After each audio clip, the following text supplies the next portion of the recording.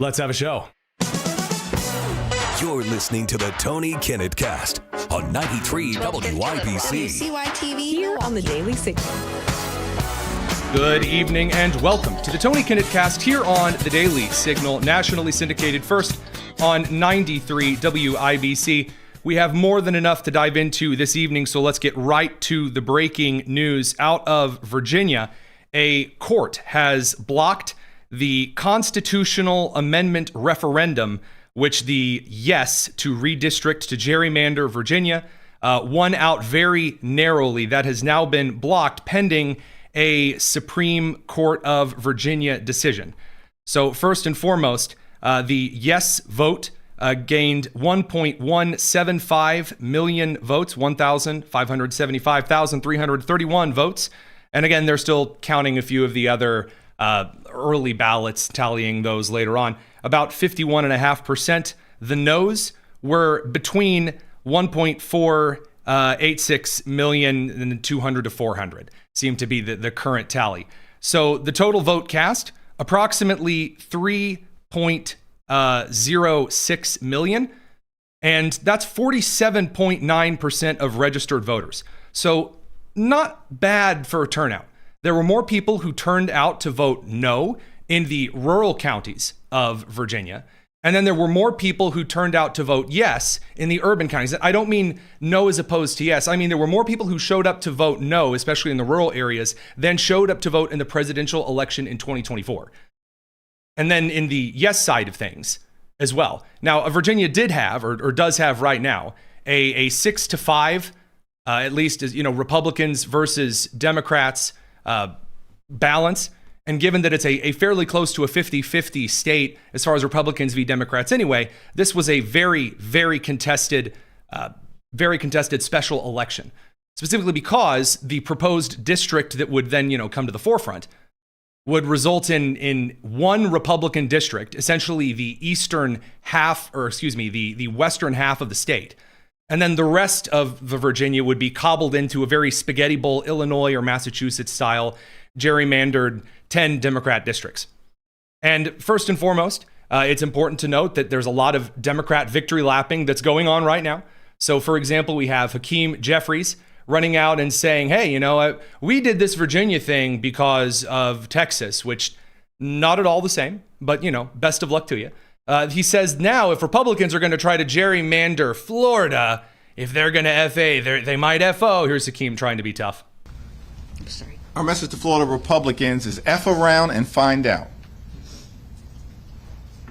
If they go down the road of a DeSantis dummy-mander, the Florida Republicans are going to find themselves in the same situation as Texas Republicans, who are on the run right now. And under no circumstances are Texas Republicans picking up 5 seats. They'll be fortunate if they get 2 or 3. While in California, we are going to get all 5. The Republicans are dummy-mandering their way into the minority before a single vote is cast because they started this war and we're going to finish it. Okay, so some bold things, some very bold claims to get out there and throw in front of the rest of the people. Couple of problems. First of all, stop with the nicknaming. It's awful. Dummy-mandering, just don't. As far as the American perception of gerrymandering is concerned, given the disasters of Massachusetts and Illinois, you can't exactly say Republicans started this. If you're going to go, well, it's a mid-district, midterm kind of fight, in the middle, you're not really supposed to redistrict yet. Okay, fair argument to make. However, when you are making the argument you are for restoring democracy, which is what the ballot actually said, say, well, we're actually just really about making sure everything is fair. You can't simultaneously suggest that, well, actually, we're going to use whatever levers we have at our behest in order to tilt things. And the American people, by and large, really don't like this. They really don't like it from the Republicans. They don't like it from the Democrats. And that brings us over to the Tazewell County Circuit Court. So Judge Jack Hurley Jr. issued a ruling that blocks the certification of the results from yesterday's special election referendum. And the court's ruling suggested there were procedural violations by the state legislature, the Commonwealth legislature. In other words, advancing the amendment during a special session which is focused on other matters. So the Virginia Constitution has a couple of rules. One of the rules is what you say you are in session for, you have to do. So this is somewhat similar to the Senate getting in trouble for trying to pass things through a referendum bill that have nothing to do with the budget. You're not allowed to do that. And in this particular instance, this appears to be a procedural violation. Now, procedural violations, that's a thin cup of coffee. So to continue, it also exceeds the scope of the session and failed to follow constitutional and statutory rules for making amendments. And then there were also issues with how the referendum was structured or presented to voters. This was the problem. There was actually a pretty decent shot for the Democrats to come away with a victory here for the yes vote if they had just said, do you want to redistrict Virginia because other states are redistricting and we don't like it? That's all you had to say. And you still probably would have gotten a lot of people voting yes. But instead, the actual text of the referendum was, do you believe in restoring fairness to democracy for a temporary overward underhill over next to grandma's house kind of time? And there's an argument to be made that this is convoluted and nonsensical.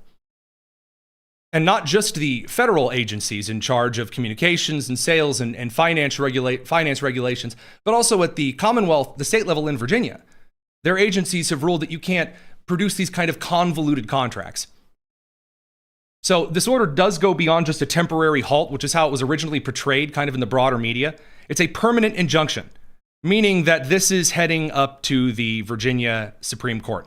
Now, we're going to get to that a little bit later because there are a lot of people trying to do kind of scorecards on which Virginia Supreme Court justices are this way and that way. Hang on. We have other news to cover in the meantime. I do, since Hakeem Jeffries called out Ron DeSantis in Florida, I will play, the DeSantis response because it's only fair. I heard this guy Jeffries popping off in Washington about Florida. He wants to be Speaker of the House, and he's kind of like, more liberal than Pelosi and all this other stuff from New York City. I just want to know, Florida can't do, we're going to go after Florida. Please be my guest. I will pay for you to come down to Florida and campaign. I'll put you up in the Florida governor's mansion. We'll take you fishing. We'll do all this stuff. There's nothing that could be better for Republicans in Florida than to see Hakeem Jeffries, everywhere around this state. Why make that case? Well, two reasons. Number one, because it takes away a lot of the Democrats' attention from where Americans want the attention focused. This was not supposed to be this close of an election for Virginia. Virginia Democrats should have walked away with this one. They had 45 days of early voting. Ballot harvesting was in full swing. It was quite the harvest. And so then to come forward here and walk away with a very narrow victory that immediately gets slapped by a court because you wrote the question like a bad teacher writes an essay question for the ballot measure, not necessarily a good look. Again, we'll get back to that in a bit because also the Ninth Circuit U.S. Court of Appeals has blocked California's attempt to dox ICE agents. So there's a couple of important things here that probably need to be, California has been attempting for quite a bit to force ICE agents, Border Patrol agents.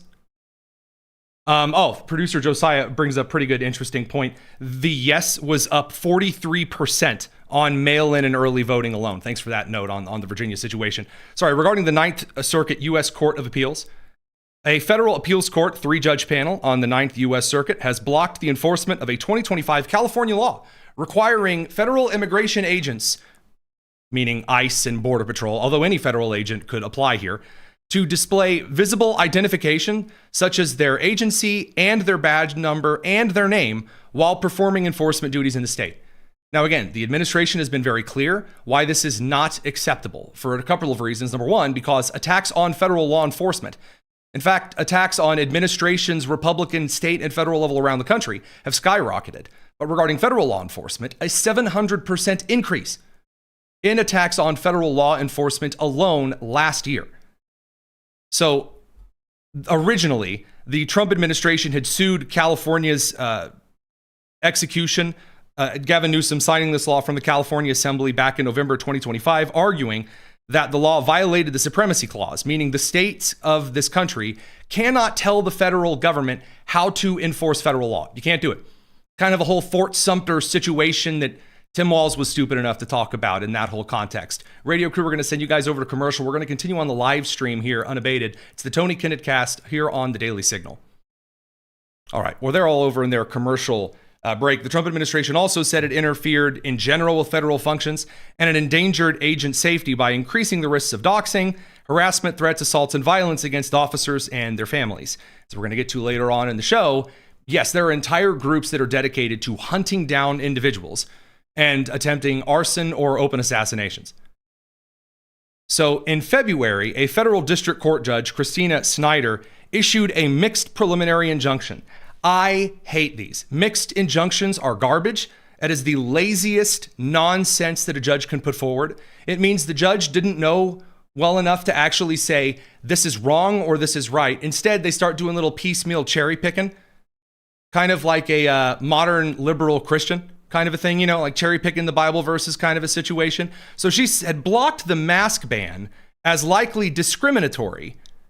And then she had initially allowed the visible ID requirement to proceed, saying, oh, this is more neutral and it serves the public interest and accountability. But the appeals court issued an injunction pending appeal, granted this injunction, I should say, because they found that the federal government made a pretty sufficient preliminary showing that the supremacy clause is something we fought a freaking civil war over. It's very well established. If you do not like how the federal government is enforcing the law, then Congress needs to change it. Individual states can't do so, whether you do or don't like that. And I said this, by the way, during the Biden administration regarding Border Patrol. States absolutely could send down the National Guard to protect the southern border.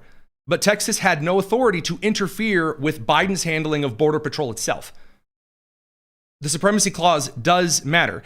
And of all the things for Chuck Schumer and the Senate to latch onto, this is where Chuck Schumer, the Democrats, believe that the hay is made. This is where they believe all of the effort need to be poured into, because the federal government is still partially shut down, something that Americans are really, really not too happy about.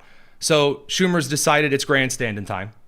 Republicans want to keep shutting down TSA, FEMA, CISA, Coast Guard, and other crucial DHS agencies. No one believes this. Democrats want to reopen all the law-abiding agencies in DHS. So making the case that everyone I like is abiding the law, everyone I dislike is doing super sketchy, super duper illegal stuff. No. You're not a 4-year-old child. You may have the mental acuity of some 4-year-old children, but that ain't gonna fly there, homie. Forget about being on the same page. Republicans aren't on the same planet as the American people. Good one. Republicans want to give $140 billion to ICE and Border Patrol. And these are agencies highly unpopular, unreformed with the American people. So again, he's angry. He's very upset because Republicans are still not giving him all of the extra super duper special reforms that he'd originally asked for. And Chuck Schumer has tried since to get the body camera requirement taken down because, again, when you see body camera footage, it usually ends up revealing something that's rather different than the initial MS Now headline. Now, there are a couple of other really agitated, rants on the floor of the House and the Senate. We're going to cover these a little bit later. Chris Murphy is really, really upset that courts ruled the Trump administration absolutely has the constitutional authority to send those whose temporary protected status or their visas have expired. They've been given removal orders, essentially a little post-it note from a judge that says, get out now. If they stay here, the Trump administration, courts ruled, can send them to wherever, anywhere in the wide open world. And so Chris Murphy, who's, back from supporting the Iranian regime, he's very, very upset about this. We'll get to some of that, kind of anger at the courts a little bit later. We're going to pop out here in just a second, pick up the radio crew from the end of their commercial break. And then it's time to cover some breaking news. Secretary of the Navy John Phelan has been fired. And fired is the opportune word there. And then, of course, Iran is attempting to board and fire at some ships in the Strait of Hormuz. The United States is just grabbing ships like a Pokemon trainer between Asia and the Middle East. We're going to cover that. Don't go anywhere. Tons to talk about tonight. It's the Tony Kinnett Cast.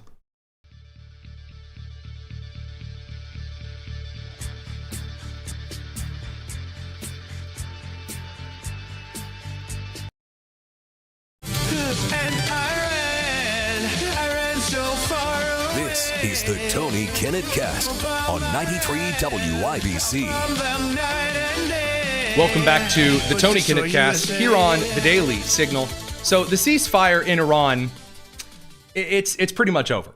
It's pretty much over. Now, the Trump administration had made the case, and we're going to play some of the clips from the White House Press Secretary Carolyn Leavitt. I will say it's probably a little more than notable that we actually haven't seen a lot of statements from the president or the Secretary of War or Vice President J.D. Vance or Secretary of State Marco Rubio today. There's kind of a soft ceasefire offer open if Iran can actually deliver a unified statement of any kind, a unified, as in the entire government, the regime of Iran agrees, we're going to do this, America. Here's plan, here's statement. And so far, that ain't happening. And we reported on that yesterday. It's gotten worse in the last 24 hours. So now we have Iranian state media networks that are redacting headlines like The Atlantic writing about Kash Patel. I have not seen the automatic revolving turnstile this active since the free day for the New York City subway. So, I mean, not exactly doing so well. There are a couple of statements, things that are being made with actions rather than with words. But before we get to that, first of all, breaking news, the United States Secretary of the Navy, John Phelan, has been fired, according to Reuters. No reason was given. However, the clear and concise word that was used is that he was fired. So I believe we actually have the initial Fox report on this, maybe a little bit more light so that you don't think I'm just kind of blowing smoke here. Another breaking story tonight, a shakeup at the Pentagon, another one, the Navy Secretary departing his post. What do we know? Yeah, the Pentagon spokesman just announced Navy Secretary John Phelan is departing the administration effective immediately, saying, quote, we wish him well in his future endeavors. It was not immediately clear from this post if he resigned or was fired, but Fox News has learned in the last few moments that he was fired.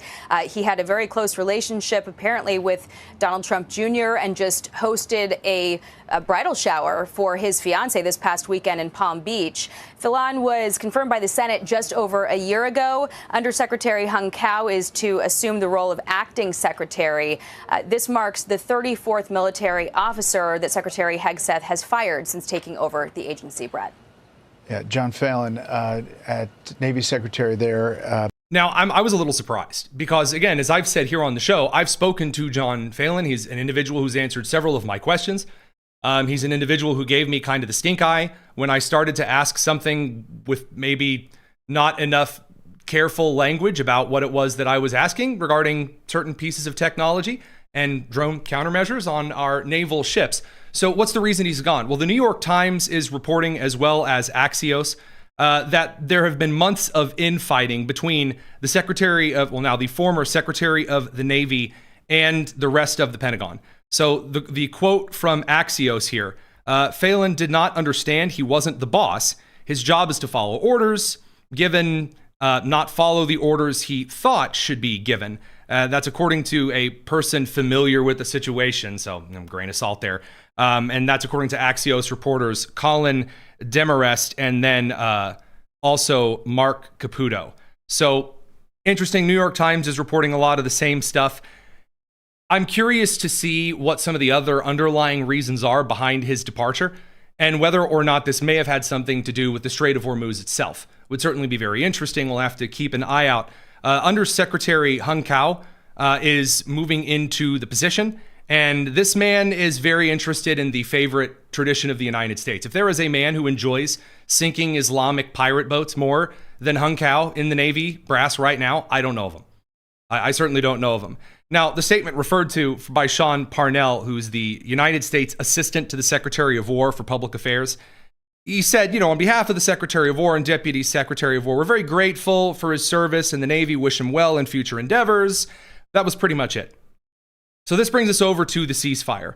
Now, the press secretary is out here issuing the line of the administration. As I've said consistently, the press secretary's job is to say what they are given by the president, by the president's chief of staff. That's their job. And then to argue those things on merit, no matter what's given to them. And Carolyn Leavitt here appears to be saying, yeah, he extended a ceasefire because Iran has no idea what they're doing as far as a statement, meaning like we're not ready to go in or we're not choosing, maybe, probably the more opportune word there, to go in and make a core decision here if there's still a piece of the regime that can get it together enough to actually broker some kind of a deal. If they're not, ready to do a little jump rope and find themselves in a very shallow grave before their time, kind of an opportune moment for them. Here's the White House press secretary today. Look at where we are right now. The president chose to extend the ceasefire because it's Iran who needs to get their act together. The United States and President Trump have been very clear in our demands and our red lines and what we need to see in the best interest of the American people and our country and our allies from the very beginning. Now, there are some statements from the Iranians that are very, very different. And not just different from what Secretary, Carolyn Leavitt said, or White House Press Secretary Carolyn Leavitt said, but also from the different regime officials from each other. So one Iranian official said that the Strait of Hormuz couldn't be opened due to ceasefire breaches, whereas another foreign ministry official said the ceasefire was in considerable danger, though still in effect, even though it had been sort of extended. And a member of the Iranian parliament and leadership has also come forward with a separate statement, making the case again on social media that Iran is no longer engaging in ceasefire communications, but they're waiting for the U.S. to make the move. That their hands on the trigger, on the cards, they're ready to go at a moment's notice. The halal Minutemen, if you will. No, not useful. And by the way, when we make the case that different conversations are being had in the posturing sphere on social media than in private, this is clear to a lot of individuals. There'll be a lot of boisterous bragging on social media. And then the foreign ministers are, to the United States, to the Secretary of State's office, making very different pleas. The previous question's point, you see a lot of different messaging on social media from many people within the regime, and a lot of that public nonsense is not what we hear from them privately. But again, we want a unified response, and that's what the president is awaiting. So this brings us over to the breaking of the ceasefire, the breaking of the Fellowship of the Ring. I'm afraid Gandalf has said, "Fly, you fools," and Hezbollah decided now is the time to issue another series of strikes against Lebanese civilians. That also included members of the Israeli Defense Force, that also included an Israeli civilian. And so Israel said, no, we're done. And so they issued a firm series of boots to the face in the munitions category over to the Hezbollah crew. Now, there is one strong member of the Lebanese parliament who is a Hezbollah, considered the Hezbollah arm of the Lebanese government, like the one guy in there who's saying, yeah, I represent Hezbollah, Hussein al-Hajj Hassan. He said, quote, "We are no longer committed to the ceasefire and will respond as we see fit." 27 minutes later, there were reported 48 casualties of Hezbollah. So, I guess really, really excellent from Hezbollah. Over to the Strait of Hormuz side of things.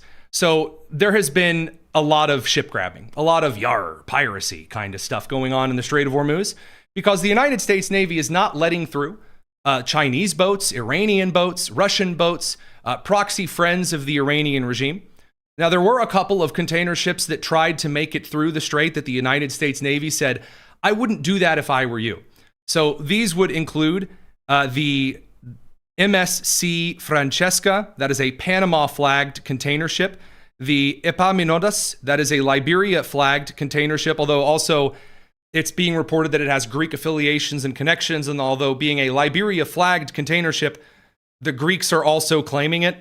Interesting. There's also a third ship reported as the Euphoria. No, not the show that Sydney Sweeney's in. The Euphoria, according to some Iranian state media, which has been fired on by IRGC gunboats.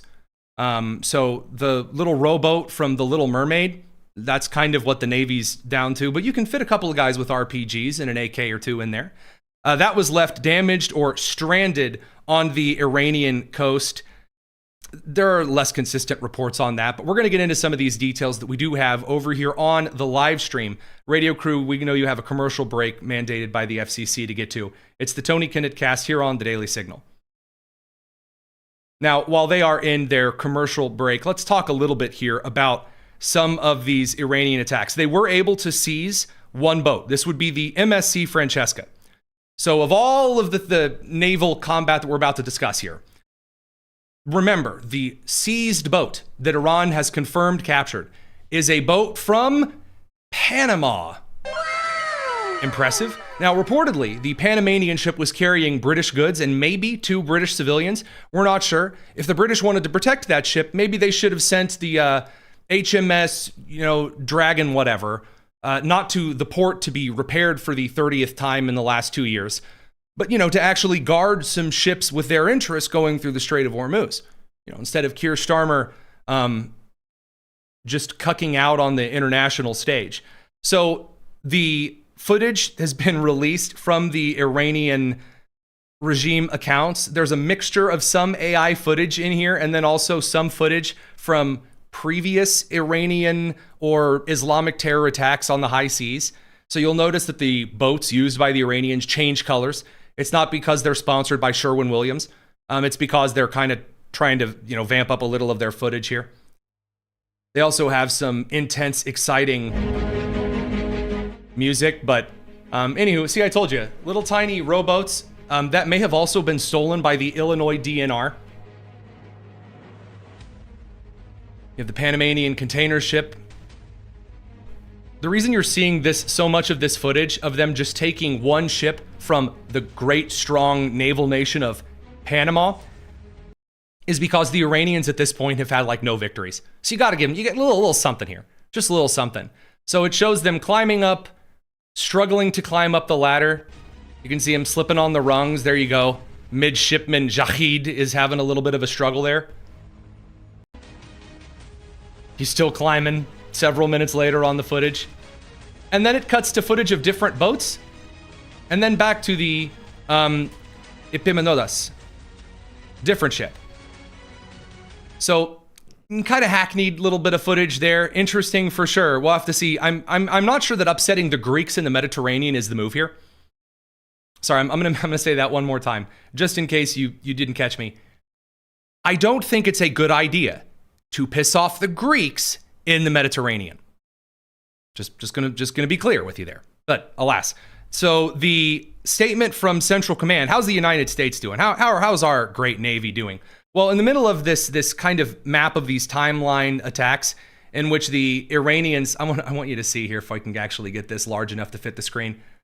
So you can see the Iranian ships essentially kind of floating in circles while you have some weird kind of container shipping that may or may not have been heading to Iranian coastlines anyway. Stopping to pay the tolls that they were supposed to set up. Getting lost. It's just a kerfluffle for the Iranians, which were supposed to be doing some really cool stuff. A Pyrrhic victory for sure. But the United States, however, has captured 3 Iranian oil tankers in Asian waters, according to independent sources outside of CENTCOM in the United States Navy.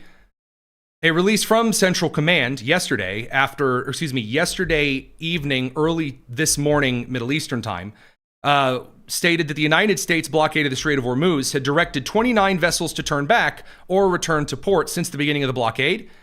And the Naval Administration has refuted previous reporting that a number of ships had passed the blockade. Although, to be clear here, that had kind of fallen apart after the Iranians started reducing numbers on their own. We got to pick up the radio crew from the commercial break, and then we got to get into some fraud with Ilhan Omar. Don't go anywhere. It's the Tony Kinnett Cast here on the Daily Signal.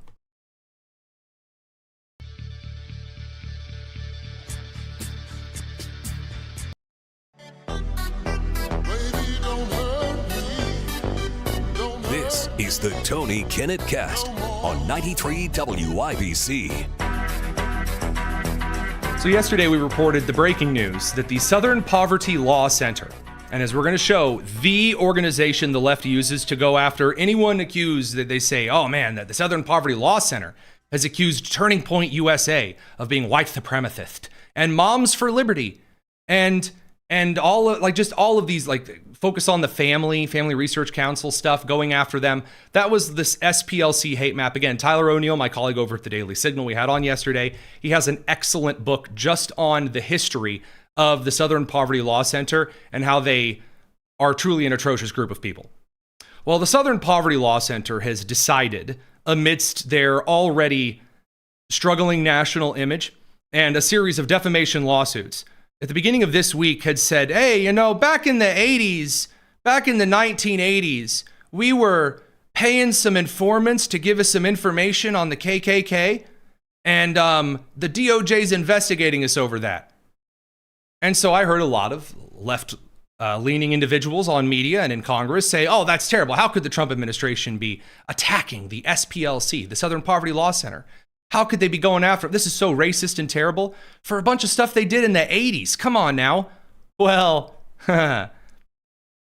according to the indictments, and we've had a little bit of time now to read through all of the indictments, and the Southern Poverty Law Center not only made the decision to continually fund the KKK, white supremacists, American Nazis, and I mean like the actual skinhead variety, through 2020 and beyond, not the 1980s, but they also, through their paid informants, organized the entire Charlottesville, Virginia, Unite the Right white supremacist rally.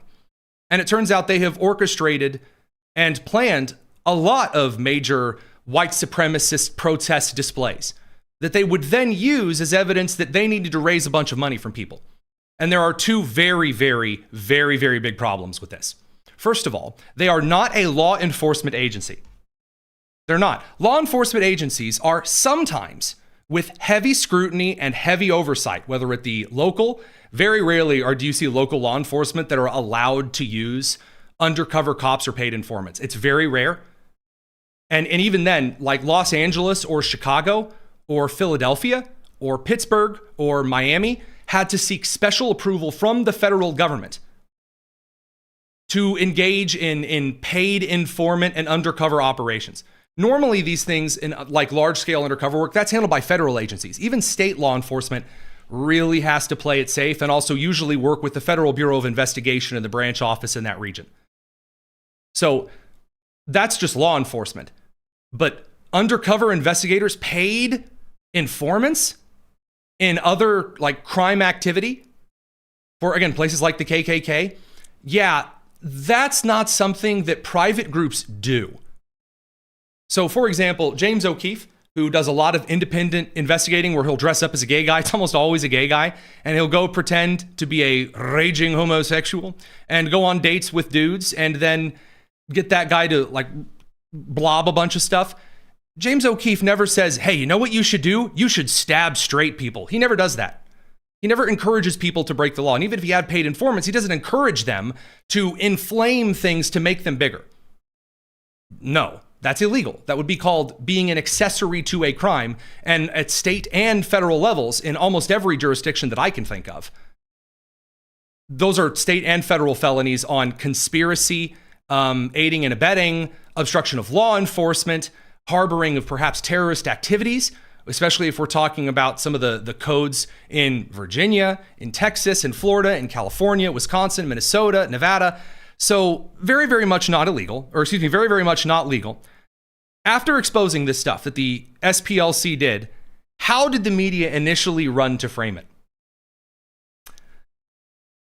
Well, MS Now said that because the SPLC was under investigation at all, this is proof that Trump is racist. Legs, unfortunately. It is. They've gone after the Southern Poverty Law Center, but not the KKK. They've gone after the people, the civil rights organizations, but not the actual extremist groups. They just freed the Proud Boys. What do you expect them to do? You're right, Michael. Well, excuse me, I forgot who we're dealing with. Thank you. They're on the side of the extremists, it feels like. No, they're on the side of racists and people who undermine the very principles of the country. And they have been from the very beginning, because that's where Donald Trump has always nurtured himself. Bottom line. Okay, so that's how they're covering it. Oh, Nope. Bad choice. Bad call. Allow me to break down some of the things that they've done, two things that are illegal. So first of all, their informants or field sources were active leaders. And I mean like in the leadership chats helping to organize the white supremacist events that they would come out. You remember how the Lincoln Project was involved in 2024, the Tiki Torch rally, where a bunch of people who were clearly and correctly identified as being like registered Democrats Remember that? Oh, the Lincoln Project may have been involved in planning that kind of a hoax. SPLC fully pushed and then paid for the Charlottesville, Virginia Unite the Right rally. But also, not only did they pay members hundreds of thousands of dollars each in the Ku Klux Klan, United Klans of America, National Socialist Party of America, that's the Nazis, the National Alliance, Aryan Nations, etc., they also did something that is a nonprofit organization, which again, they are. They have a nonprofit wing, and then they have an action 501c4 wing. So they have the Southern Poverty Law Center and then the Southern Poverty Law Action Fund, which is the group that can endorse, because like nonprofits that are 501c3s that can endorse political candidates, 501c4s can. And so the Southern Poverty Law Center Action Fund endorsed Kamala Harris and Joe Biden and about every other Democrat. But the Southern Poverty Law Center lied to the donors, because the Southern Poverty Law Center then takes that money and then, for example, gives grants to the Southern Poverty Law Center Action Fund, and then also pays members of the KKK. You're not allowed to do this. You're not allowed. If I take money as a 501c3, and I did, I ran a 501c3 for a while, chalkboard review here on my mug, and I had to be very clear. Any donations that we were given, I had to say exactly who they came from, when we got them, what we used them for. The IRS, which, by the way, actually has a pretty friendly helpline regarding this kind of stuff for a first-time nonprofit runner, to walk me through all of the things I needed to make sure I reported, and how I reported them. The language was very specific, so that I wasn't lying and defrauding my donors. Do you think that a lot of people who donated to the SPLC to fight the KKK would have been thrilled to hear that the SPLC was funding the KKK? Yikes. Huge yikes. They set up all of these shell companies like Fox Photography, Rare Books Warehouse, to money launder. Again, also, that's a felony. Big felony. Now, again, in case you thought that was kind of as bad as it gets, oh, no. Answer there, the Daily Double. Because it also turns out, just like with the Eric Swalwell stuff, in which all of these Democrats said, oh, he's our guy, he's amazing, he's super, he's so moral and amazing, he's awesome, Ilhan Omar is wonderful, and now they're biting their tongues because they made those big endorsements. Well, it turns out that the SPLC, when it's the tip of your spear on the left wing for accusing everyone that you don't like of being a racist, bigoted, homophobic, whatever, that, again, while they were organizing the very events that they were accusing others of, like, for example, 1 month after Kamala Harris was endorsed by the Southern Poverty Law Center Action Fund, she would get up on stage and repeat this widely debunked hoax against Donald Trump regarding the very rally that the SPLC organized. Here's Kamala. Let's remember Charlottesville, where there was a mob of people carrying tiki torches, spewing anti-Semitic hate. And what did the president then at the time say? There were fine people on each side. Again, not what he said, not even remotely what he said. But the organization endorsing her did literally plan and fund that rally. You may remember that as exactly why old Joe Biden, in a semi-lucid moment, said Charlottesville was the moment he decided, I gotta run for president. I ran for president in 2020 because of what I saw in Charlottesville. Because of what I saw. I was on my phone. I saw ads saying hot moms in my area wanted to meet. And then I scrolled because I was confused. And I saw Charlottesville. In August of 2017, extremists coming out of the woods, carrying torches, their veins bulging from their necks, carrying Nazi swastikas, and chanting the same exact anti-Semitic bile. SPLC. Incredible. I mean, truly, the biggest of yikes.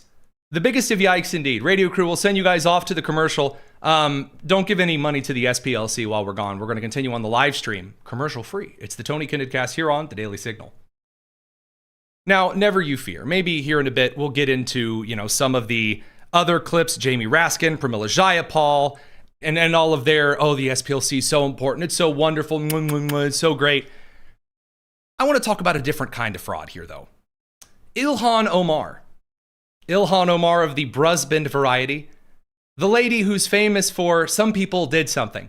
And I'm not talking about her and her brother. I'm talking about her framing of 9/11.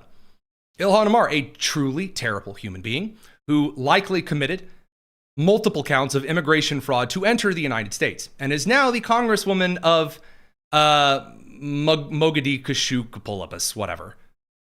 So what is Ilhan Omar in trouble over right now? Well, according to the Wall Street Journal, Representative Ilhan Omar filed documents with Congress saying that her wealth was between $6 million and $30 million. Not unlikely with congressmen and women. Again, that kind of a thing is not totally unheard of. There are more and more Americans by the day who are rather suspicious of these things. But now, after being asked about it by, again, the same Lindell TV reporter, who, again, despite the organization that she's working for and everything about Mike Lindell, has genuinely done more effective congressional person-to-person reporting and question asking than anyone I've ever seen. Truly. Well, now Ilhan Omar has come forward to say that was a mistake and her wealth is actually between $18,000 and $95,000. Oh, there's a big surprise. That's an incredible. I think I'm going to have a heart attack and die from that surprise. Yeah, that's really, really, really suspicious. Oh, and also her husband's winery, which is what we were told, you and I were told, is what all of this money was being allocated to. Well, her husband owns a very fancy $30 million winery in California. And I mean, after all, when your family makes money, I don't know, siblings share, maybe your net wealth goes up. That's why. Just a little friendly winery there. And then people said, wait a minute, aren't they Muslim? Alcohol is haram. How does she own a winery? What is it, like a Baptist winery? It's a Welch's distillery? Get out of here. What are you talking about? And then Thanos snapped his fingers and all of a sudden the winery was erased from existence. You may remember not too long ago, again, now there are records that are just scrubbing everywhere that Ilhan Omar's family, or any winery for this $30 million thing. Here was a question from a couple of weeks ago that now has a little bit of a different light on it. Hi, Congresswoman Omar. You were just talking about how Trump's economy has failed the American people, but I think the American people really want to know how you went from a negative $65,000 before coming into Congress to over $30 million in just 7 years. My disclosure is public now. Yeah, it is. And so a lot of people now are looking into that and finding S. Crew Winery, a winery that doesn't actually seem to exist. Is that a real winery, or? Do you all actually look at and read things, or do you just ask silly questions? Oh, silly question. Oh, silly. It doesn't exist. They went out to S. Crew Winery. It's not there. Oh, do you just ask silly questions? And I'm sorry, I'm forgetting the best part. She refused to show up for a Minnesota fraud hearing to answer questions about this involvement in the Feeding Our Future fraud scheme today. We're going to bring the radio crew back from commercial one more time. A lot more news to cover tonight. Don't go anywhere. It's the Tony Kinnett Cast here on The Daily Signal.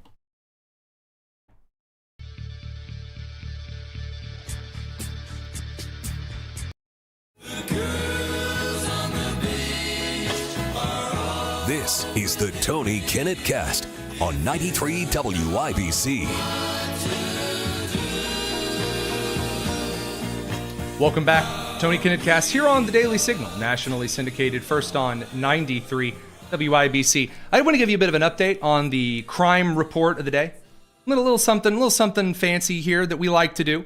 First of all, a brand new report that's not fraud from Reuters this afternoon, right before 4 p.m. Newly released documents show the Trump administration, you ready, set up a legal framework allowing hundreds of millions of dollars in anonymous private donations to fund a planned White House ballroom while limiting the scope of federal conflict of interest reviews tied to the project. Ooh, that's right. So the Trump administration, instead of doing what might normally be a federal opportunity for some kind of a donation system in which you're going to donate right here and then you're going to get huge tax returns, you're going to donate to the ShamWow 3.0, it's going to be great, and then we're going to give you a tax return, maybe put your name on a plaque or a brick or Ilhan Omar's turban or something. We'll figure it out just for you. No, the Trump administration set up a framework for anonymous donations so that people wouldn't be harassed, doxxed, and accused of a bunch of conflict of interest stuff. And then the Trump administration set up particular barriers in place so that the legal framework that would expose those who are contributing to this, and then, like, again, if it were public, they would be making money off of this, or at least a tax write-off situation. Which, I mean, I don't really even have an issue then, because if you're donating to the White House ballroom, it's the White House. You don't earn any of that back. And if you're paying money into it and you're getting a tax return, again, I'm still not seeing quite what the issue is. I mean, the building is going to be nice, but it's not going to be like billions of dollars nice. I guess they're concerned that there's going to be a bunch of conflict of interest stuff. I'm still looking for it. I believe right now that the list of builders on the particular project so far, there don't appear to be any kind of conflict of interest things. Also, highly, highly, highly unlikely that the builder would donate their own money and then be paid their own money that they're not getting tax returns on to work on the White House ballroom. Please don't be that. So Reuters having an absolute real one. They paid somebody money. They paid somebody money to write that. That brings us over to a little bit more on the crime docket. So first of all, over in New York City, they're having a time. They're having a time. Zoran Mamdani's leadership. So two things. First and foremost, there was a New York City councilman who decided that the time was ripe to throw a bunch of punches at federal police officers. Producer Allison in Indianapolis, I might keep my hand on the dump button for this. I'm not entirely sure that there's not a lot of swearing in this. So, you know, normal New York City stuff, right? Well, the individual who's arrested here in New York. That's excitement here. This would be Democrat Socialist Council member Chi Ossie, who then, gets body slammed and cuffed by NYPD, obstructing a legal eviction in Brooklyn over fake deed theft stuff. So Mamdani has gone all in on this. Oh man, it's the landlords who are out to get you. They're gonna get you. Again, he's presiding over all of the restrictions that make it wildly expensive to build in New York City. And he's not actually about removing those restrictions. He's for removing restrictions for his own little state-owned grocery store kind of a thing. Not for the rest of the grocery stores that, screw them. They still have to deal with it. But old Mamdani, though, man, he's out here making sure that, stoking fears, getting people out there. Again, own city council members getting in violent altercations with police. An 87-year-old transgender man, Harvey Marcellin, also began his trial today for allegedly murdering Susan Layden and dismembering her body in gruesome ways. The trial began in Brooklyn, where Marcellin was seen sitting in a wheelchair, wearing black clothing and a white shirt. He used multiple Facebook accounts with his victim's photo. He allegedly became obsessed with the woman to such an extent that he planned her murder meticulously before taking her body parts for days. Again, I'm being told all of the true threats right now in the country are all of these white men. So far, what I'm seeing is the white supremacy propped up by the SPLC, and then the LGBTQ plus 2 whatever community acting pretty much as expected as normal. So not only that, but also on the left side of the political assassination encouragement side, when you're not Zoran Mamdani and you're proposing attacks on landlords and people who own property in New York City, while Governor Kathy Hochul's trying to slip a little super duper second double tax in if you own multiple properties and one of them happens to be in New York City. Daniel Barber, a convicted murderer, was arrested after sending unhinged violent death threats via email to acting ICE Director Todd Lyons. Now, allow me to provide a little bit of a reading here to you. What were some of these emails saying? Well, was it paid for by the SPLC? I don't know. Maybe. Check out the language. Quote, your Gestapo, Nazi, maggot, ICE agents should be terrified. Executed right there as well with 2 bleeping bullets to the back of their maggot Nazi heads. Man, I can't fathom why the Trump administration wouldn't want federal law enforcement's identifications and addresses not to be publicized going in to carry out federal law enforcement. A similar stuff happening over in Indiana for the very first time ever on the show. I'm citing an Indy Star article. So this is a momentous day for a couple of reasons. However, I will point out quite clearly, Kate Sharon, the First Amendment reporter over at the Indy Star, I believe one of their former Publius interns, she's a really good writer. She's a good reporter. She said, John Scott Johnson, a wealthy Fisher's software engineer, organized and funded many of last year's biggest anti-Trump protests in Indianapolis, including the very first No Kings protest. His demonstrations drew thousands of people to the State House and featured high-profile speakers, such as state lawmakers and Representative Andre Carson. You know, the guy that Indiana Republicans didn't redistrict out by allowing a racially gerrymandered district in Indianapolis to remain. Well, anywho, get this. This Johnson guy behind the scenes not only faced accusations of Jim Jones-style manipulations and coercive sex parties, also, allegedly, he might have been planning drone firebombing on the lieutenant governor of Indiana. We're going to cover this over on the live stream. Don't go anywhere. Radio crew will catch you guys a little bit later. It's the Tony Kinnett cast here on the Daily Signal. Now, I'm going to keep reading this again because I think that Kate is a very good reporter here in how she's framing this. Behind the scenes, Johnson faced accusations of Jim Jones-style manipulation and coercive sex parties because, of course, some of his former allies also reported him to the police, his former allies. So not like random Hoosier Republicans, not some guy on Twitter, not Grandma Jean on Facebook. No. His former allies of the Indiana Democrat progressive movement reported him to the police, quote, saying he had plans to use drones to drop explosives on public officials. So remember when those of us were telling you that when you call your political opponents, no matter who they are, just anyone out there, Christo-fascist, Nazi, jackbooted, Gestapo, whatever kind of thugs, and of course, you have groups like the SPLC artificially inflating the white supremacy stuff, pushing it as hard as they can because there's not enough gas, there's not enough juice for it on its own. Again, I've talked about this before, but like Nick Fuentes has paid tens of thousands of dollars to botters on the Black Hat World forums and other affiliated kind of bot construction markets because there's just not enough of an appetite for the white supremacy thing here in the United States for him. So anywho, that's what's being painted though as the entire Republican Party. And I'll show you that in a second. Pramila Jayapal, Jamie Raskin making this case. It turns out that you have a lot of mentally unstable people, not just random people. This is what's presented to you, right? Oh, it's just random, happenstance, occasional.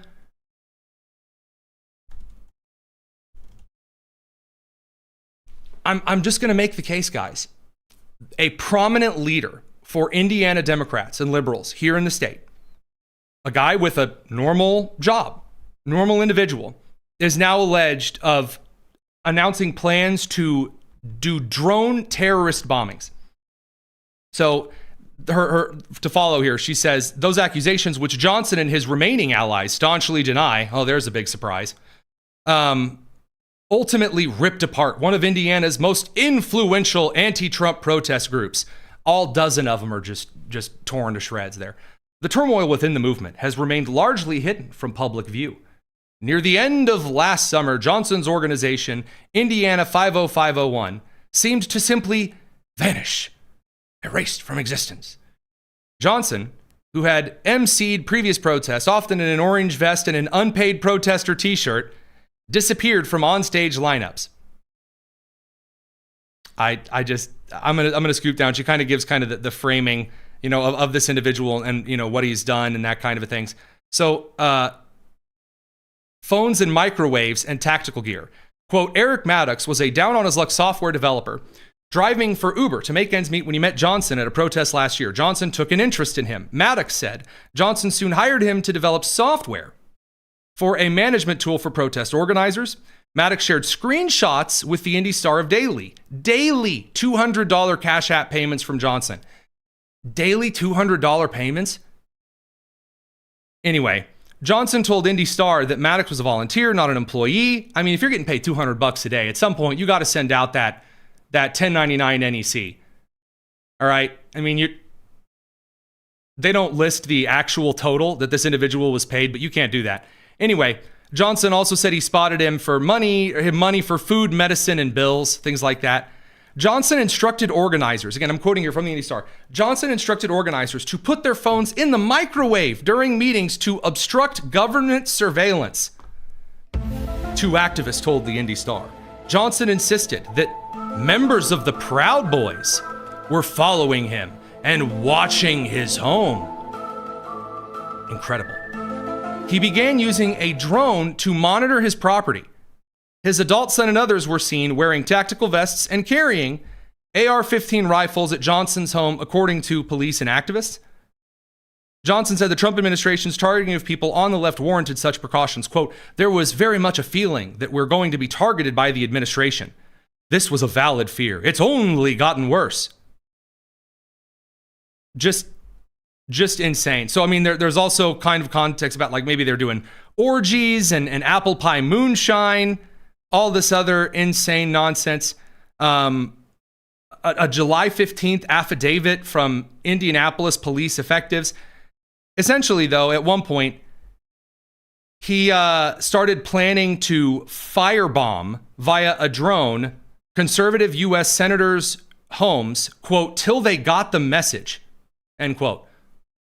In a September 10th email to an FBI task force officer, Maddox said that one of the potential targets was Indiana Lieutenant Governor Micah Beckwith.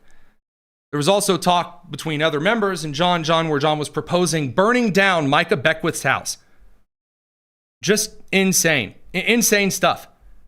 And then, of course, violating all of the laws that we're told that Republicans are always around violating. So like doing a bunch of 3D printing ghost gun stuff.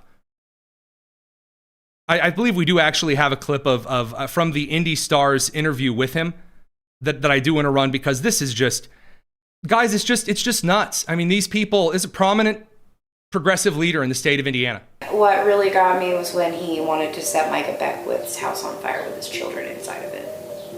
For me, it's after I'd moved in and he literally is asking me to build bombs. There were things like, let's see, we're all wearing matching t-shirts, where there are weapons on the compound. There's a compound. There's like an inner circle. Yeah, there's like multiple levels of concentric circles of leadership. Talks without phones. Yeah, there's a lot of manipulation when it comes to what we should be afraid of too.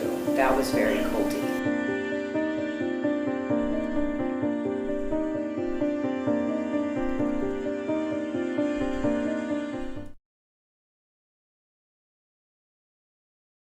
I mean, at some point, gang, I mean, you got to ask the question, all of the stuff that I was told, I was promised.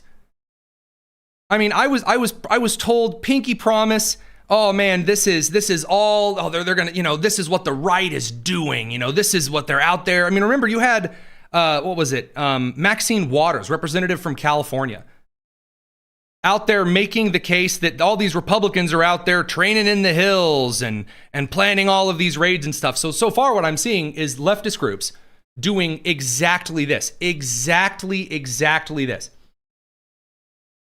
Insane. Now, again, speaking of planning the terror that you are claiming, doesn't happen at all, how the left relied on the Southern Poverty Law Center is still just, I mean, it's truly bewildering, considering that the SPLC was creating the very stuff that you'd have people like Jamie Raskin and Pramila Jayapal saying was the worst thing in the world and all this other nonsense. I believe we have that clip ready to go, clip 10. Here's Pramila Jayapal going on about the virtues of the SPLC. It's quite unprecedented for us to use committee time, valuable committee time, to target a specific group. And based on what I'm hearing, the criticisms of the Southern Poverty Law Center seem to boil down to three things. One, that it has healthy finances and an endowment. Oh, wait, an endowment? Hang on a second. That's suspicious. Two, that it collaborated with the Department of Justice during the Biden administration. And 3, that it calls out white supremacy, including white Christian nationalism. It also creates that very thing that they supposedly fight against. You got proposed firefighters here setting fire to homes so they have something to do. No. I also do love, she mentions the Biden administration there. Oh yeah, I'm so sorry, I forgot to tell you during the show. Silly of me indeed. It just so happens that in this instance regarding the SPLC, that the Biden administration, who was using the Department of Justice to leak information about certain protesters regarding the FACE Act, they started a very limited investigation into the Southern Poverty Law Center. And according to Acting Attorney General Todd Blanche, it stopped one day, vanished, just evaporated from the records. So the Biden administration, again, Pramila Jayapal saying, oh, so very, very important. Oh, it's wonderful. Oh, it's doing all these amazing things. Man, the investigation into the wire fraud and the money laundering and the lying on federal tax fraud, and then also funding terrorist groups in the United States. If the Biden administration halted the investigation into that, that's a series of House Oversight Committee meetings in the least. This is such important work, and yet we're trying to undermine the SPLC simply because it disagrees with far-right policies and shines a spotlight on white supremacist ideology.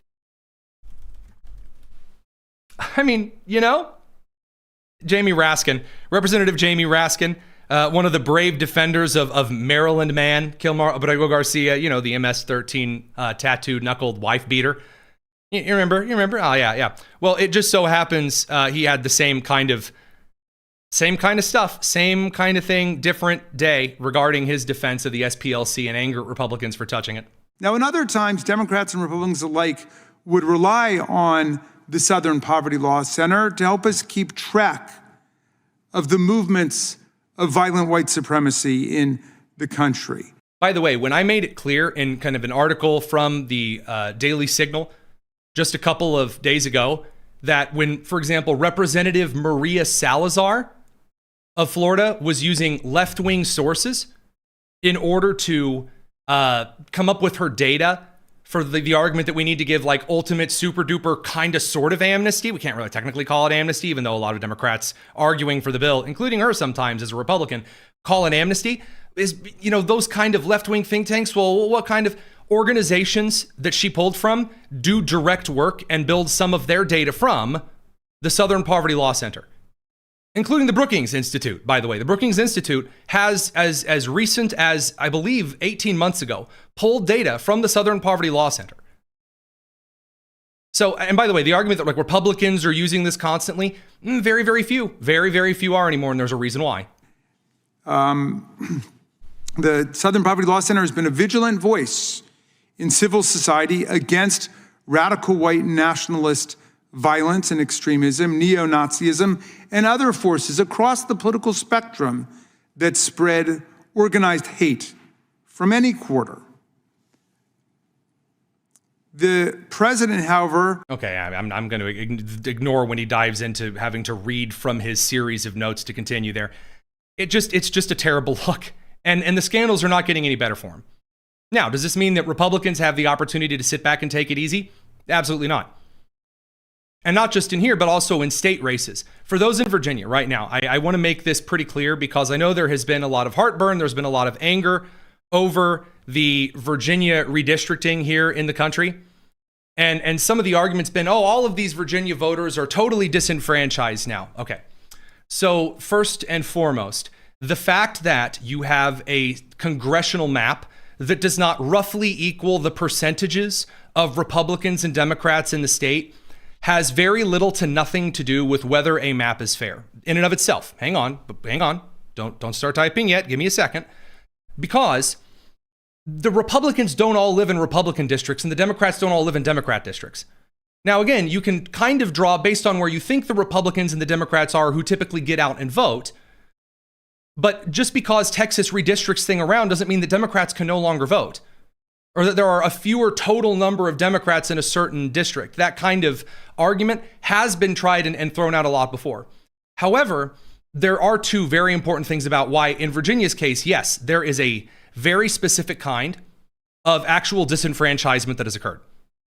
So if the state legislature of Virginia had gotten together and had voted, hey, we're going to redistrict in the middle of this term, 5 years out, or I should say now 4 years out from the census, we're going to go ahead and do this redistricting early here. That's what we're going to do. Then I would argue, based on the United States Constitution and how the founders and the framers set things up, that the state legislature is supposed to do this. We talked about this on the show last night. You go to the second half of last night's show. I covered this pretty much in pretty significant depth. But state constitutional ballots and amendments are garbage. They're garbage. In Colorado, you have several amendments that are in total disagreement with each other. Constitutional amendments that are voted on by the people of a state, I don't care whether it's a Republican state, Democrat state, whatever. No. That's not how this was supposed to set up. Letting people be lazy so that mob rule can just show up every once in a while and change something is not what it's supposed to be about. You have a state legislature for a reason. And they're supposed to be directly involved in how House of Representatives members, the House of Representatives, how those members are elected, and also how the Senate is elected. Now, the 17th Amendment stripped away how senators had a relationship with state legislatures. And so the very last vestige that state legislatures had is a term of accountability with Congress. Because after the Supremacy Act, that kind of stuff changed. Your state legislature is supposed to draw the maps, not pawn it off on an independent redistricting committee. It's not supposed to be, because if you have several political parties in your state that are prominent, where's the Libertarian district? If you have 10% of your voters are Libertarian, are they supposed to get a district in Virginia? Is that how it works? No, people need to be very focused on their state legislatures. Now, again, constitutional referendums are very, very hanky. I've already talked about that in its fulsome. And by the way, no, it doesn't mean that there are no Republicans in Massachusetts or California at all. But based on how the state assembly stuff works, there is a huge call for Americans to get involved in state legislature, especially in those elections, changing how that works. Now, that said, regarding Virginia, are we actually going to see this bill, this referendum passing now? Are we actually going to see this go into effect before the midterm election? That's the question. And I think the best person to answer this here is Ken Cuccinelli, friend of the show. He's been on a couple of times, former attorney general. He was on with Scott Jennings today, another friend of the show, great guy. Here is what Ken suggested, and I'm going to skip past Scott questions because essentially Scott asks him, what do you think about this? I'm not trying to be rude. It's just a 5-minute clip. As you know by now, in Virginia last night, the vote. So he kind of gives the update there. Yes, you're headed to you've already argued this in front of the Virginia Supreme Court. They've not issued a final ruling. What can we expect here over the next few days or weeks? Yeah, Scott, this is going to move very fast in Virginia's courts. The precedent here is that the Supreme Court wouldn't touch a case until after the referendum. They consider that part of the legislative process, just like the governor signing or vetoing a bill. So there's no reason to have a lawsuit, or at least to hear and decide it until after that's done. Well, now the yes folks with 4-1 spending have won by about 2 or 3 points, and it is time to get on with the lawsuits. And the yes folks probably are going to look back at Tuesday and think that was the easy part, because they have so badly violated several constitutional provisions. Mind you, we're talking about the state constitution of Virginia, not the federal constitution, that they're going to have a hard time keeping this from being voided by the Virginia Supreme Court. So that's what's next. Briefs are due tomorrow, the Virginia Supreme Court. They're going to have oral argument on Monday. There's another case coming up out of a circuit court in Southwest Virginia that's being heard today, and I imagine will be consolidated or play catch up with the case right now in front of the Virginia Supreme Court. So this is going to go very fast. I think we're going to have a final ruling in May, best guess.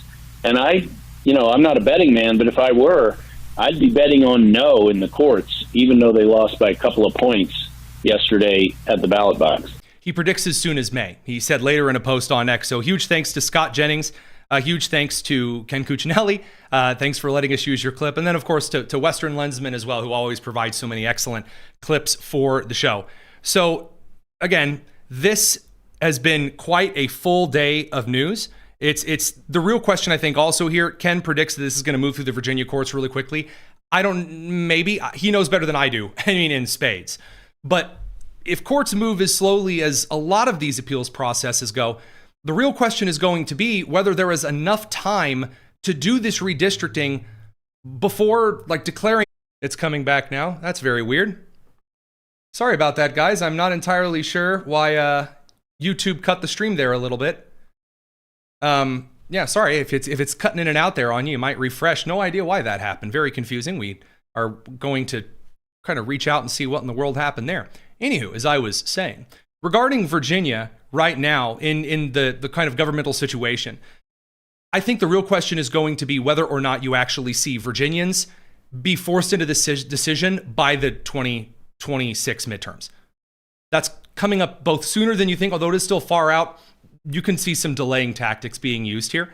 There's a definite chance that that's found. I mean, and the Supreme Court might move in here.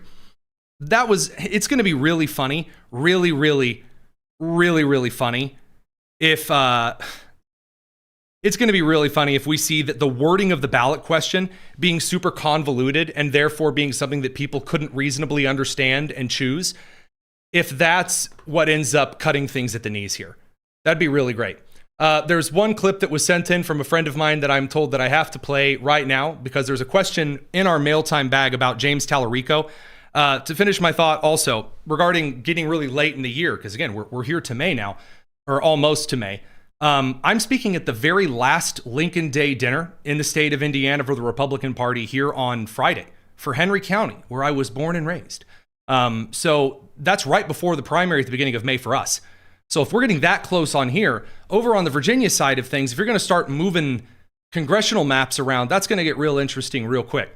Okay, on to some mail time, because you guys have said some really kind things, a couple of mean things, maybe even a sarcastic thing or two regarding the show tonight. And so in our description, if you go down to the Discord link, you can find a channel there, hashtag mailtime, to kind of throw some questions this way. So first question tonight, a very, very good question from David Mayskura, friend of the show, asking, why is Ilhan Omar allowed to stay in Congress? So the answer to that is the House needs to expel her, or you actually need to see criminal indictments brought up to where things kind of get so unavoidable they have to expel her. Because you can send a congressman or congresswoman to prison. Mostly by the time we get to that point, like we saw with Senator Menendez in New Jersey, Mr. Goldbars from Egypt. Yeah, I don't see any other way than her getting expelled. Now, there is a huge amount of momentum right now for this, though. So I really was not expecting Sheila Syphilis McCormick, whatever. I really was not expecting her to get through as long as she did. I really wasn't expecting her to resign. So after we saw Representative Eric Swalwell resign, and then we saw Representative Tony Gonzalez resign, now Sheila's resigned.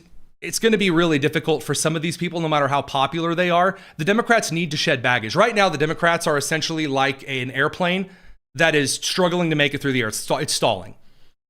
And they're looking at the propellers, not spinning, not exactly looking too good.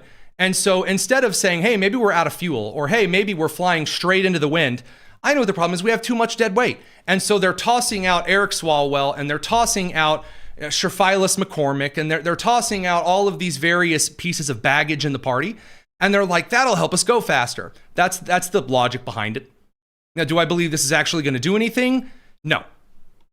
And the reason that I don't think that it's going to do anything for them comes down to a clip that I was sent this afternoon, also asking what I think about James Tallarico's chances in Texas. And both of those can be answered in the exact same way. The more James Tallarico is allowed to talk, the dumber things come out of his mouth. He is getting progressively more stupid, and arrogantly so, as we get closer to the election. So Pete Buttigieg has a pretty smart way of managing this. Pete Buttigieg claims to be a Christian and, claims to be, has some fundamentalist theological roots and understanding and all this stuff. And when he's asked certain spiritual questions, he'll avoid talking about it because he's not going to win that battle. James Tallarico, part of his brand is pretending to be a little indie, fundy, non-denom Democrat Christian boy. But those two things are very, very, very incompatible. So when Jake Tapper on CNN's The Lead asked him about his religious views in God, James Tallarico decided to call God non-binary. The National Republican Senate Committee is already highlighting comments that you've made as a state representative. For example, they're highlighting this. God is both masculine and feminine and everything in between. God is non-binary. What is your response to them using that, and explain what you were talking about? Well, I understand that that comment is a little provocative. I said it on the House floor when the extremists in the Republican legislature were picking on school kids who were different. Uh-huh. But I don't think it's controversial theologically. Most Christians would acknowledge that God is beyond gender. No. First of all, non-binary is a kind of gender. So like in the actual, there's denotation and there's connotation. Denotation is the specific dictionary definition word, what it means all the time, no matter what. Connotation means it changes based on the context here. So this is a big debate during the Comey 8647 thing, because depending on the context, 86 means to get rid of, but it can mean 86 get rid of, like in a restaurant, 86 those eggs, Madge, or like 86 like, oh man, he 86 to the police chief. Like that kind of a thing. There was a connotation question, context. The problem for Tallarico here, and this is where he's going to get boxed in very easily by whichever Senate runoff candidate he faces against. Non-binary in this connotation, it's one of the genders, right? You're non-binary, you're neither male nor female, you're expressing non-binary, it's very magical, and also not biological whatsoever. The problem here is that he is claiming that God, because he is outside of man, is non-binary. There's a problem, and a pretty significant one. So, while a lot of people foolishly believe the Bible has been translated like hundreds of times, it is not. The Bible is, from its original 3 languages, translated into all of the other languages individually. So the Bible didn't go from Hebrew to Greek to Latin, to German, to French, to English. That's not the case. The Bible, the Old Testament, written in Hebrew and some parts Aramaic. The New Testament, written in Koine Greek, and when Christ speaks, some parts Aramaic, the conversational language at the time. So the thing is, we can actually go back to those languages in context, in the denotative and the connotative, and see when God is called he. I don't mean laughter. When God is called he, it is a masculine noun every time, and not masculine in a different way. So like when the Hebrews are describing God, they don't describe him as he and then turn around and use a different kind of he for man. The he is the same word. It is the pronoun, the possessing masculine gender term. So he's just dead wrong here. And when I love this with that, like, well, I think Christians would say that statement is a gaslighting statement. It opens it up for a lot of people to make stupid statements that they don't adhere to. So for example, someone who would consider themselves a Christian because they went to mass or a Christmas or an Easter service back in 1992. Oh, I'm a Christian because I went to church once. Like, no. But now you give them the opportunity to say, oh, as a Christian, of course I believe that. Oh, yes, very muchly so. In fact, the Apostle Paul, in his letter to the Galatians, said that in Christ there is neither male nor female. And so if someone's got a problem with that statement, they shouldn't take it up with me. They should take it up with the Apostle Paul. The Apostle Paul, who wrote a lot of New Testament letters, and maybe the book of Hebrews, we're not quite sure. See, the actual Koine Greek word that he uses is the masculine he. And not just sometimes, the entire time. In fact, for example, in 2 Timothy 4, chapter 4, verse 16, quote, from the Apostle Paul to Timothy, quote, at my first answer, no man stood with me, but all men forsook me. I pray to God that it may not be laid to their charge. Notwithstanding, the Lord stood with me. The Koine words there for God and for Lord are both masculine. They're not non-binary. And one of the reasons why that was so important to Paul, especially in the epistles, especially in these letters, not just a little note to the mailbox at Blue's Clues, there were a series of deities that were non-binary in the Roman, adopted from the Greek pantheon. There were a series of gods who were goddesses and were neither. And Paul always pushed back against this. You also see St. John pushing back against that decisively and clearly. And, sorry, I'm going to upset the Catholics here, James, the brother of Christ. When James, the physical brother of Christ, alludes to God, not just Jesus, but to God, he refers to him in the masculine. So in other words, you're dead wrong. Don't take advice from people who have to twist God's word around to justify their weird sexual tastes. And then don't be surprised when some of the biggest, influential individuals in there are holding weird, drunk, moonshine-laden orgies, allegedly, while either committing immigration fraud and faking wineries or threatening to firebomb the lieutenant governor of Indiana. So, just to be clear, I just don't feel bad watching Democrats cry those kind of tears. That doesn't bother me at all in the slightest. James Tallarico, every time he opens his mouth, the Southern good old folk of the Texan, the Southern Baptist Convention that resides in Texas, they ain't voting for that. No, you're going to need a lot of what are they called? Ex-evangelicals, girls who married a guy in high school and then ran off with the best man from the wedding and then went to go be Little Miss Liberal Girl. And know nothing about politics whatsoever. Yeah, that voter base, that ain't happening. And yes, that particular example was very specific. Anyway, a little bit more on the mail time side. We had a couple of super chats tonight. I want to make this clear for those of you who are new. You do not need to give money to the show through here. You don't need to do super chats. You don't have to. If you are like super desperate, oh man, I really, really, really gotta, you can go to dailysignal.com. There's like a donation link. That way it can be a tax write-off for you. You don't even have to build the White House ballroom for it. But those who do give super chats, we're very grateful. We try to read them. From Wow, Life is Rough, a $5 super chat asking, why is Thune not passing the Save America Act? The answer is because he's terrified of getting rid of the filibuster. He doesn't want people to call him mean and stinky. That's the reason why. Now, the filibuster has an expiration date. It is going to end. There is no question in my mind, even the most moderate of moderate Democrats, the last Democrats who stood against getting rid of the filibuster, Kirsten Gillibrand and Joe Manchin, are not in the Senate. It's done. It's over. It's gone. So if he gets rid of it, first of all, I've really kind of stayed away from doing this because there's a question as to whether or not you're really supposed to advocate policy from my role. Here's what the Republican Senate needs to do. Number one, you need to go to recess for about 3 days and allow the Trump, real, true, honest to God recess. Then you go ahead and have the Trump administration do all of the recess appointments, all of them. Get them all through, be done with this. Chuck Schumer whining about the Trump administration. Screw that. At least give us a couple of months with a fully stocked and staffed administration. Number two, go ahead and move forward for Senate Judicial Committee hearings for judges like James Boasberg. Because the House and the Senate probably need to hold some kind of combined joint judicial committee, which they have done before. They did several of these in the 20s. They need to impeach, convict, and remove judges like James Boasberg.